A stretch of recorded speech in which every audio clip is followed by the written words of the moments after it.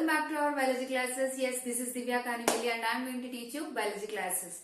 Right students, today in this class we are going to understand about the 5 kingdom classification. Okay students, in previous class already we have learnt about the kingdom Monera, kingdom Protista and kingdom Fungi. Right? So even we have saw a quick or a very brief about the kingdom Plantae and Animalia, because we are going to study in detail about those 2 kingdoms, right? So let us have a quick glance how actually the 5 kingdom classification have been done. Okay, so on what are the main characteristic features which are being used for classifying these 5 kingdoms? Let us learn in this class. Okay students, so in this world there are many different number of organisms. Either it might be microorganism or it might be a macroorganism. Either it might be animal or it may be plant or an algae or a bacteria. Okay, all together nothing but an organisms. So we have a wide variety of organisms we have classified into 2 groups first. On what basis? Yes, whether they are prokaryotes and eukaryotes. So first we have divided all the organisms into how many types? 2 types, mainly prokaryotic and eukaryotic, we know, right? So the prokaryotes and eukaryotes, again we have seen that there are some organisms which are unicellular, right? When we see the prokaryotic unicellular organisms, we have grouped into a 1 kingdom, that is nothing but the Monera. So, what is the main characteristic feature of a kingdom Monera?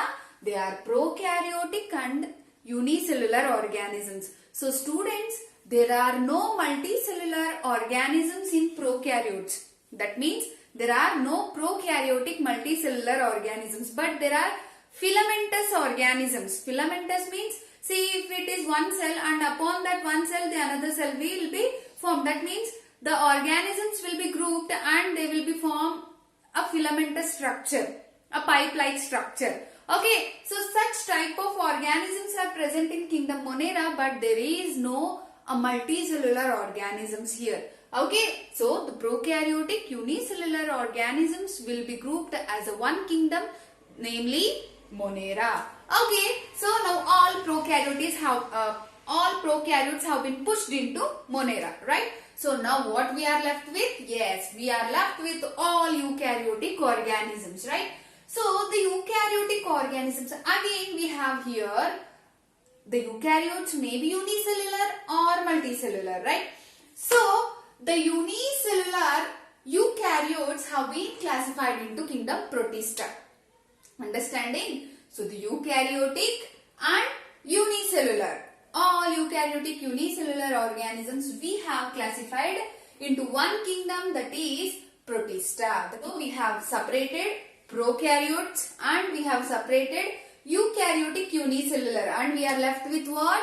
Yes, we are left with eukaryotic multicellular, right? So the eukaryotic multicellular, if we see, again we have many organisms, like we have plants, we have animals, we have many mushrooms and like that organisms, right? So now what is the thing, what is the characteristic feature which we need to think of to classify all the eukaryotic multicellular organisms? Yes, there is one such a characteristic feature which will help us to differentiate these organisms into different groups, right? So the eukaryotic multicellular organisms are being again differentiated into 1 characteristic feature, that is either they possess cell wall or they do not have any cell wall. That means with cell wall, without cell wall. Okay, so now we have organisms which are having cell wall. We have seen the fungi which is having a cell wall which is made up of chitin, right? So the plant cell will have also a cell wall, right? So, and even we understood that the animal cell will not have a cell wall. That means now it is very easy to classify the organism based upon presence and absence of cell wall. So the absence of cell wall, that means the organisms which do not possess cell wall in their cells are grouped into the kingdom Animalia. Okay, all the organisms which do not have, that means all the organisms means eukaryotic multicellular without cell wall. organisms are nothing but who? They are kingdom Animalia. All these organisms are grouped into kingdom Animalia. Okay, now we are with the organisms which possess cell wall. Right? So again, then how we can differentiate further?